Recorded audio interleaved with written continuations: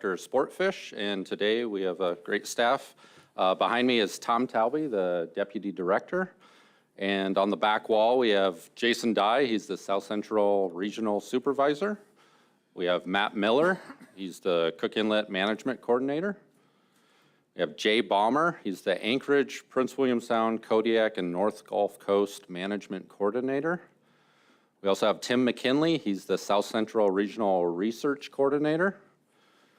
For area staff, we have Mike Booz, Homer Management Biologist, Holly Dixon, Homer Assistant Area Management Biologist, Danielle Siegert, she's a Fisheries Biologist 1. We have Brittany Blaine-Roth, she's the Area Management Biologist for Anchorage, Prince William Sound, and North Gulf Coast Management Area. And we have Donald Arthur, he's the Assistant Manager for Anchorage, Prince William Sound, North Gulf Coast Assistant Management, or Assistant Area Manager. We also have some guests from Southeast here. Judy Lum, she's the Southeast Regional Supervisor. Patrick Fowler is the Southeast Regional Management Coordinator. And Jeff Nichols, the Southeast Regional Research Coordinator. Thank you. Thank you and welcome. Dr. Whitler. Thank you, Mr. Chair, members of the board. Good morning, everyone. I'm Dr. Wida. I'm head of subsistence, and I'm happy to introduce some of the subsistence team that we have here with us for the meeting. Caroline Brown, statewide research director. And behind me, we have Lauren Sill, Southern Region Program Manager, and Jackie Keating, Senior Subsistence Resource Specialist for South Central Alaska. Thank you, Mr. Chair. Mr. Bowers. Thank you, Mr. Chair. I'm Forrest Bowers, Deputy Director, Division of Commercial Fisheries in Juneau.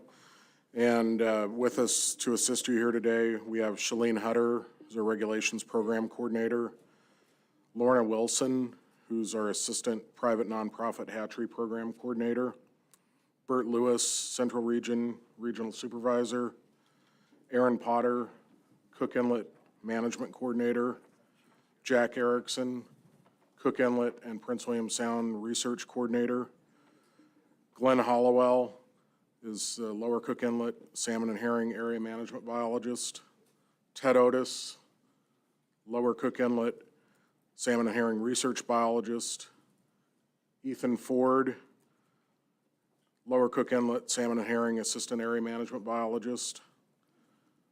Martin Schuster is our new Shellfish and Groundfish Area Management Biologist for Lower Cook Inlet and Prince William Sound. Andy Pollock is the Assistant Shellfish Groundfish Area Management Biologist for Lower Cook Inlet. And Wyatt Ray Fournier is the Lower Cook Inlet Shellfish and Groundfish Area Research Biologist. Thank you. Thank you, Mr. Bowers. While we're on that side of the table, George, do you wish to introduce yourself? Morning, Mr. Chair, members of the board, public and staff. George Pappas, Ops Subsistence Management, State Subsistence Liaison. I believe I'll be the only federal staff at this meeting. Thank you, Mr. Chair. It's great to be here. Thank you. We move now to law. Aaron. Good morning, Mr. Chair. Aaron Peterson with the Department of Law. Move wildlife troopers, and I don't know if you can do it by rank or the one that does the work. I'll leave it up to you two. Derek DeGraff, I'm Alaska Wildlife Troopers, Southern Detachment Commander, and then Major Aaron Frenzel, Deputy Director, Alaska Wildlife Troopers. And then also in the room is Lieutenant Chris Jaime, standing in the back there. He's a Deputy Commander for the Kenai Peninsula. Aaron, do you wish to? Thank you, Chair, members of the board. Aaron Frenzel, Deputy Director. If you have any questions, I'll be around today and then taking off this afternoon. So thanks for having us. Well, I've not seen you since you last served with the board, but congratulations on your advancement. We now go forward with the notice as far as a hearing disability. If anyone in the room has. Can I introduce our staff? Oh, you're right. Art. Thank you, Mr. Chair. My name's Art Nelson. I'm Executive Director for the Board of Fisheries, and with board staff today we have Annie Bartholomew. She's the Publication Specialist for the Board of Fisheries, and she's also the Regional Coordinator for Northern Southeast. Next to Annie is Logan Holst, the Publication Specialist for the Board of Game and the Coordinator for Southern Southeast. Next is Natalie Romo. She's our Southwest Regional Coordinator. And down there at the end is Faree Fernandez, our South Central Region Coordinator. Mr. Chair, I'd also like to acknowledge some of the advisory committee representatives that we have here today, or hopefully have here today. We have Diane Dubuque with the Seward Advisory Committee, Dave Martin with the Central Peninsula Advisory Committee, Gene Sandone with the Matanuska Valley Advisory Committee, Tad Fujioka with the Sitka AC, and Dave Lyon with the Homer AC, and I'm sure there are also a number of other advisory committee members throughout the audience. So thank you for your service and thank you for helping this process. Mr. Chair. Thank you. Got ahead of myself on the script. I apologize. For those in the room that have a hearing disability and just need a little extra help with that, we have wireless headphones available. Ask staff, and they will certainly get that to you so that you can utilize it to help you during the process. A reminder to those here in the room and the audience that turn off your cell phones, and to the board, also turn off your cell phones, or else be prepared to bring a bunch of donuts for breakfast the next morning.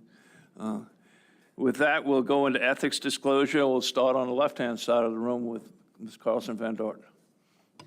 Thank you, Mr. Chairman. So again, my name is Marit Carlson Van Dort, born and raised in Alaska. I currently reside in Anchorage. I am employed as the President and Chief Executive Officer of Far West Incorporated, which is a village corporation for Chignik Bay, formed under the Alaska Native Claims Settlement Act. I am also a shareholder in Bristol Bay Native Corporation and in Koniag. My significant other is a heavy equipment operator, a member of the International Brotherhood of Operating Engineers, number 302. Both he and I receive State of Alaska Permanent Fund dividends. I will receive a stipend for my service on this board.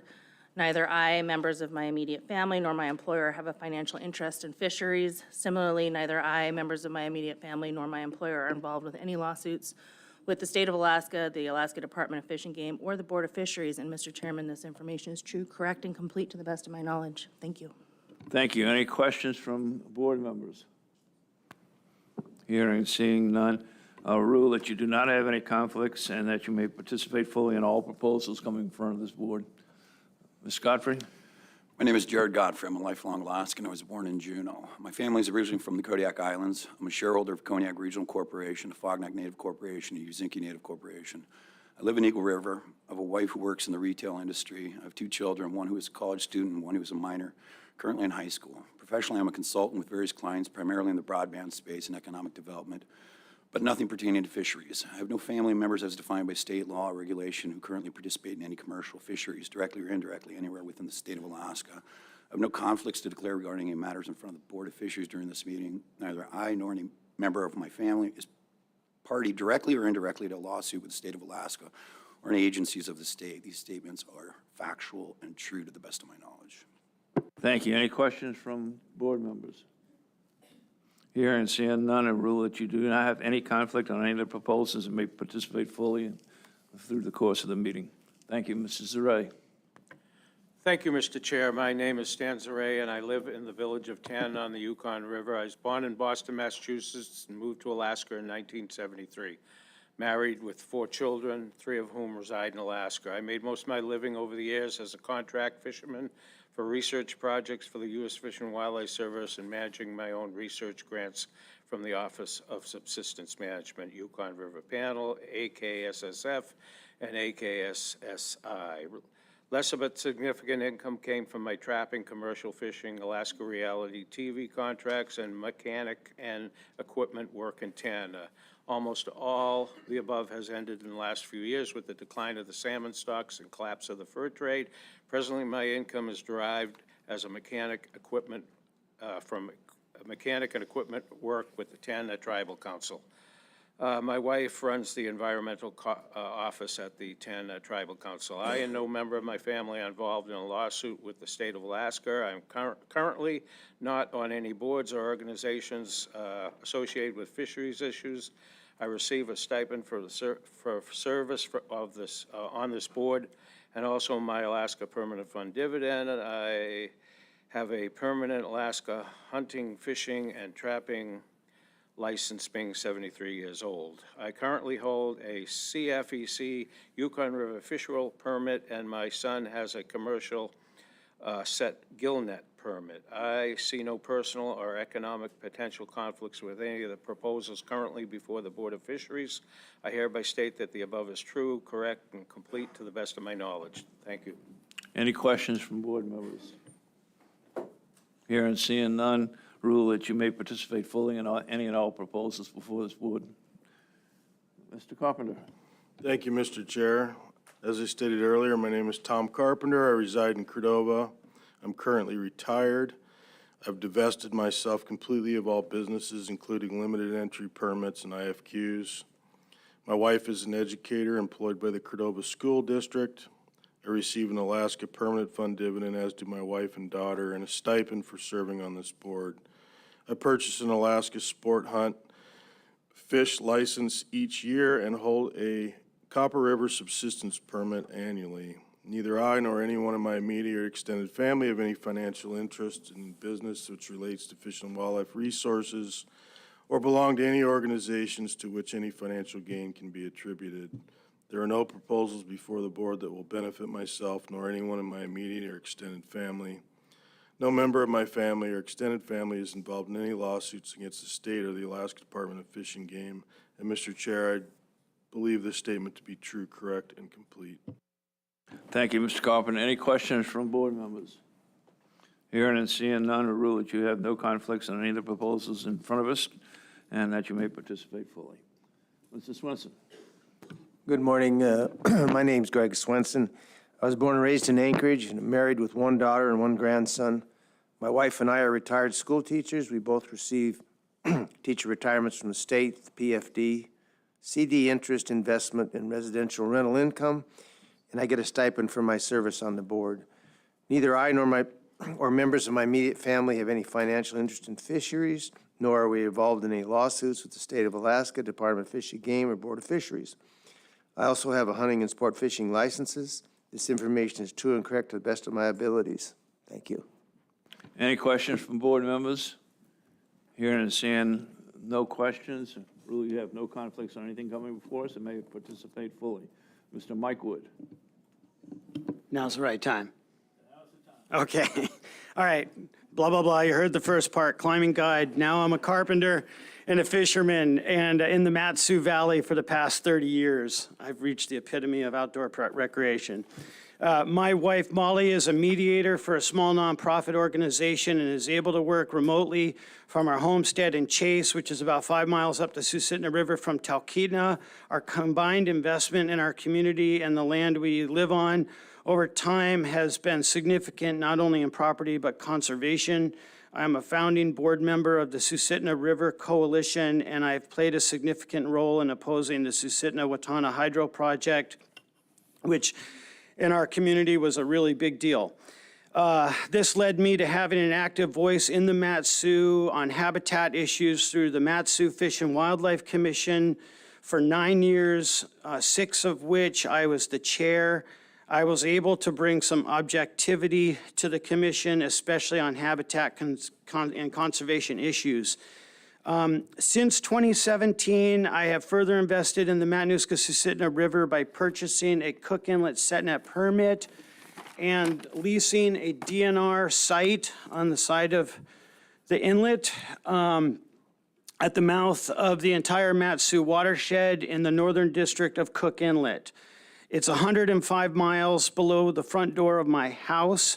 Our business model, if you want to call it that, was to educate people on the value of the Susitna River through their stomachs, create an awareness of where their food comes from, and save the Susitna.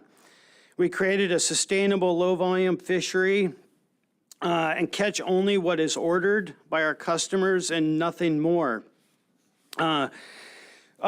We've helped develop connections to community and promote a sustainable fishery for the entire Mat-Su.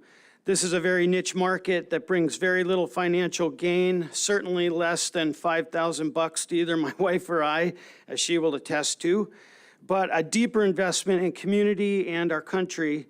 Ultimately, my entire life revolves around the Mat-Su watershed, traveling from home to camp on the river, harvesting timber for house building, and interspersed with odd jobs, I have a current contract with the Alaska Mountaineering School training Special Forces, U.S. Military Special Forces in winter survival, and applying my mountaineering knowledge. I am chair of the Chase Community Council. I work as a builder for a fishing lodge in King Salmon. My wife and I both receive permanent fund dividends. Ultimately, everything we have, wood, water, meat, comes from the Susitna River. Neither my wife or I are involved in any lawsuits with the state of Alaska, ADF&G, Board of Fish. This information is true, correct, and complete to the best of my knowledge, and thank you. Any questions from board members? Hearing and seeing none, really you do not have any conflicts and that you may participate fully in all proceedings before us today. Turn the chair over to Mr. Carpenter. Thank you, Mr. Wood. Would you please put your ethics statement on the record? Thank you. In compliance with AS 3952, I am John Wood, residing in Willow, Alaska. I receive a pension from the state of Alaska after serving in the Alaska court system, the Anchorage Municipal Assembly, and as staff to the Alaska State Legislature. I also receive Social Security benefits and the Alaska Permanent Fund dividend, as does my wife. I'm on contract with the state of Alaska on an hourly as-needed basis unrelated to issues coming before this board. I fish recreationally with my riverboat almost exclusively within South Central Alaska. I will receive a stipend for service on this Board of Fisheries. My wife, Mary, is now retired and is the administrator of a trust composed of assets, none of which are related to any fish business. Neither I nor my wife or children have any interest in any business or organization related to fish resources or in any proposal that may be considered by this board. There are no interests of a personal or financial nature that I nor any members of my immediate family has that may be affected by any of the proposals to be considered by this board or which may constitute a conflict of interest under the Alaska Executive Branch Ethics Act. Neither I nor any member of the immediate family or members of any organization or corporation that is involved in a lawsuit against the state, the board or the department, or where the state, the board, or the department is a party to the lawsuit. Certify to the best of my knowledge the statement is true, correct, and complete. Thank you, Mr. Wood. Any questions from board members? Seeing none, Mr. Wood, I rule that you do not have a conflict and that you can participate fully in all the matters before us, and we'll turn the chair back to you. Thank you. We're now going to give sort of a rundown of the ground rules under which we'll be operating over the next few days. And just pointing out that as board members, we are available to you for the purposes of receiving added information. Process doesn't work without your participation and your help. Many of us often meet with stakeholders informally during breaks and either before or after daily meetings. By the way, I've practiced law in this state for a lot of years, and this is quite unique among any of the agencies I've ever been involved with. So you have an opportunity others don't. We're here to serve you and benefit from your input. There's a line we call a sanctuary line. It's a black and white striped one you'll see running basically parallel with the desk here in front of me. The public may not cross that line during a session or even during a break. If you wish to talk to one of us, get a hold of somebody on staff or just wave your hand at us and the staff will come get us and tell us that you want to speak to us. It may be a few minutes because we're involved with something else, but that's the way to get our attention while we're on this side and you're on that side. If you have any questions whatsoever about process, please either ask myself, the vice chair, for clarification as to what the problem seems to be, or Mr. Nelson, our executive director.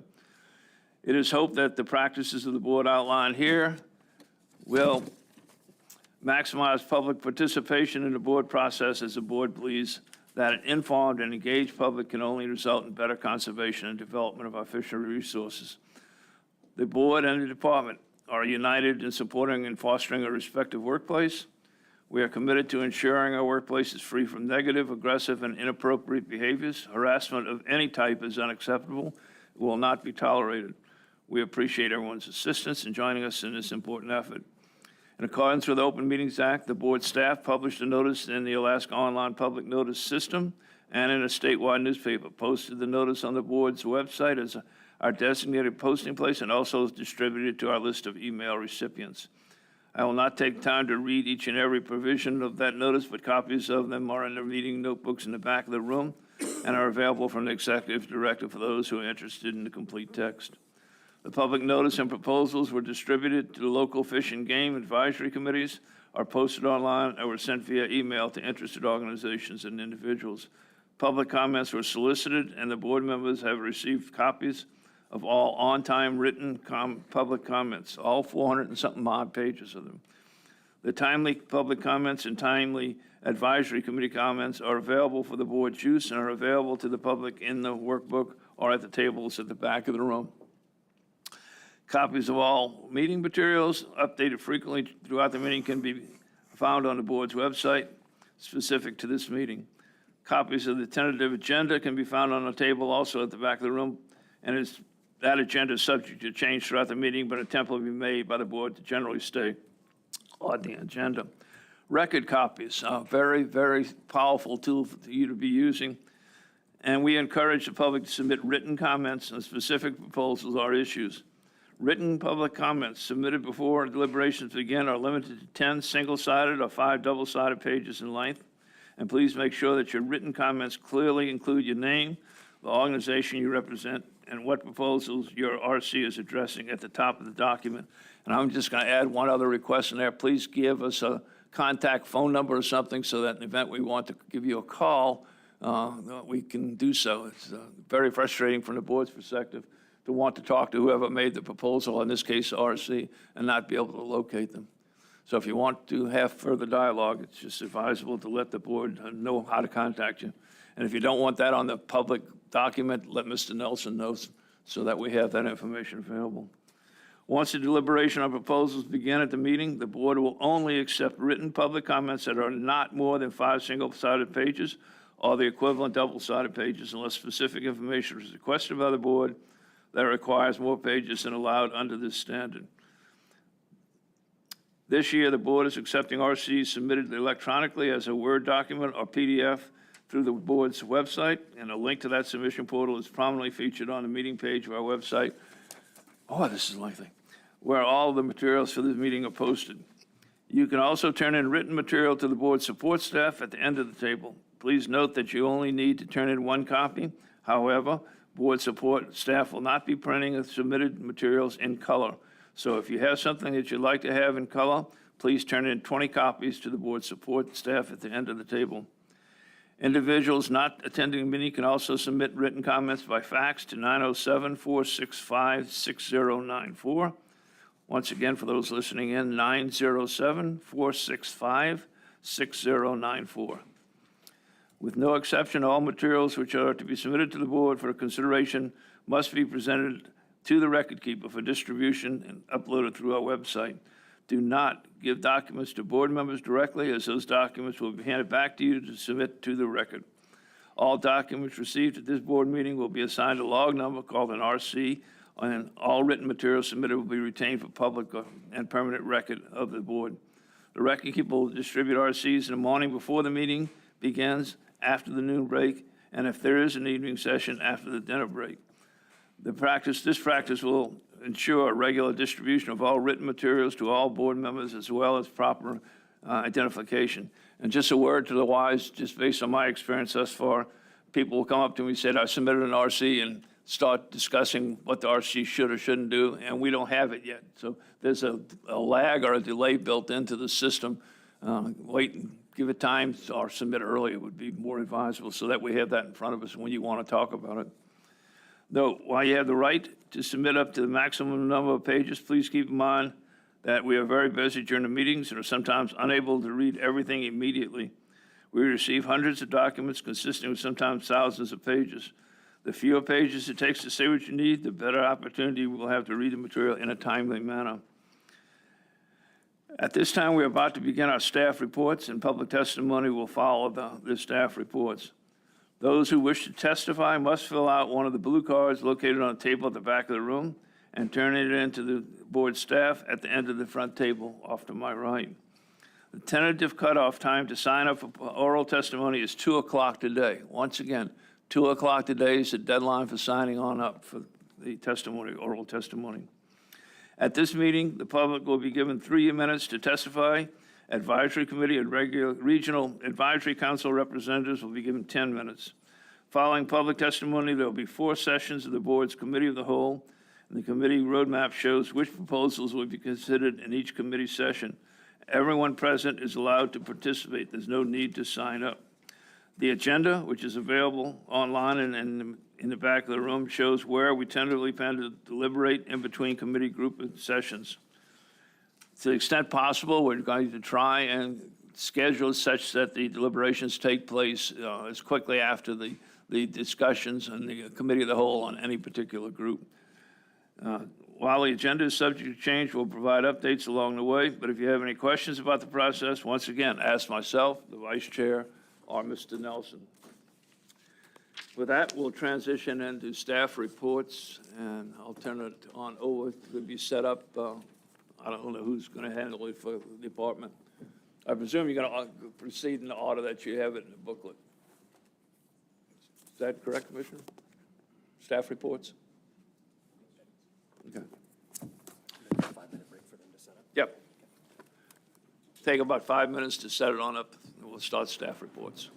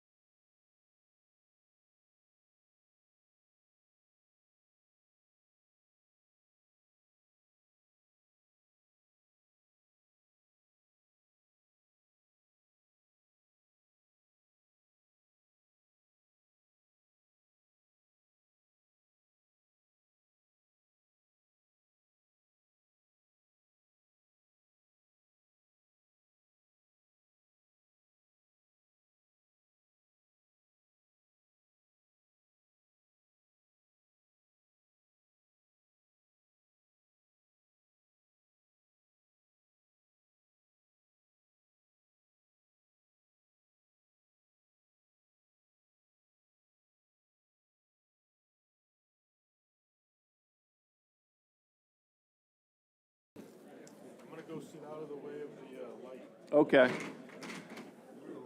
If you need to ask a question, yell at me or something over there.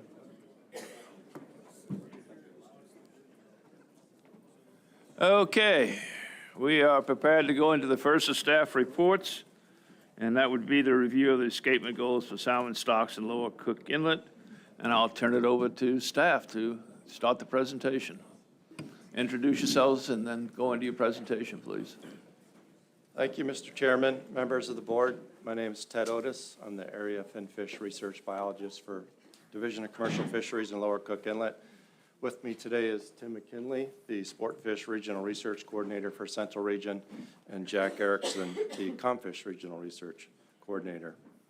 This morning, I'll be presenting a review of escapement goals for Lower Cook Inlet stocks managed by the Division of Commercial Fisheries, and Tim will provide details on king salmon stocks with important sport fishery interests. Thank you. As you learned at your October work session, many Lower Cook Inlet escapement goals have changed during this review cycle. So the first half of this talk will provide details on those changes. At the work session, the board also voted to designate McVick Lake sockeye salmon as a stock of management concern. So the second half of this presentation will focus on stocks of concern. For members of the board and public, slides from this presentation are available as RC3, tab 3, and more details on escapement goals can be found in our written report, RC3, tab 1. The escapement goal review process occurs for each area once every 3 years, synchronous with the Board of Fisheries meeting schedule. This process is comprised of 5 steps. First, an interdivisional escapement goal review committee is formed. The committee is comprised of area, regional, and headquarters fisheries scientists and research and management staff from both divisions. Next, area staff review and evaluate their existing goals in the context of recent escapements and any new information or methods that have become available since the last review period. Area staff may propose to establish new goals and change or eliminate existing goals based on this new information. All proposed changes are critically reviewed by the Escapement Goal Committee before final recommendations are prepared for the division directors. The committee then prepares a memo to the directors of the Commercial Fisheries and Sportfish divisions requesting approval of the recommended changes. While it's the department's responsibility to establish BEGs and SEGs, which I'll define shortly, the board has the authority to create optimal escapement goals, or OEGs, which could be allocative in nature. However, there are no OEGs in Lower Cook Inlet. Our presence here today fulfills the last step in this process where written and oral reports are presented to the board and the public to inform them of recent changes in escapement goals. Before proceeding, I'd just like to define 3 key terms that will be used throughout this presentation. First is maximum sustained yield, or MSY. MSY is a theoretical concept that represents the maximum annual harvest that can be sustainably applied to a population over the long term. A biological escapement goal, or BEG, is defined as the escapement level that provides the greatest potential for achieving MSY. A sustainable escapement goal, or SEG, is the level of escapement indicated by an index or estimate, which is known to provide for sustained yield over a 5 to 10 year period. SEGs are used in situations where a BEG cannot be estimated due to a lack of stock-specific spawner return data. All of our discussion today will focus on the latter, as all Lower Cook Inlet goals are SEGs. In 2 of the next presentations, staff will provide more details on sport and commercial fisheries in our management area. So with this slide, I'd just like to draw your attention to 3 districts and 4 stocks that will be highlighted in this talk. When we discuss pink and chum salmon goals that are changing, our focus will be on stocks in the southern, outer, and Kamishak districts. For sockeye salmon, only 2 of 8 goals are changing: English Bay Lakes in the southern district and Bear Lake in the eastern district.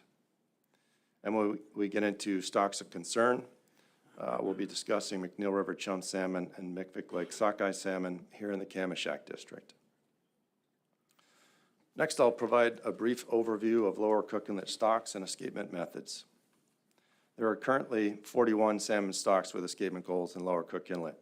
These include 3 king, 12 chum, 18 pink, and 8 sockeye salmon stocks. There are no coho salmon SEGs in Lower Cook Inlet. With a few notable exceptions, our stocks are monitored by aerial and foot surveys, which have high measurement error compared to video and weir methods. As such, most of our escapement data represent relative abundance indices rather than absolute abundance estimates.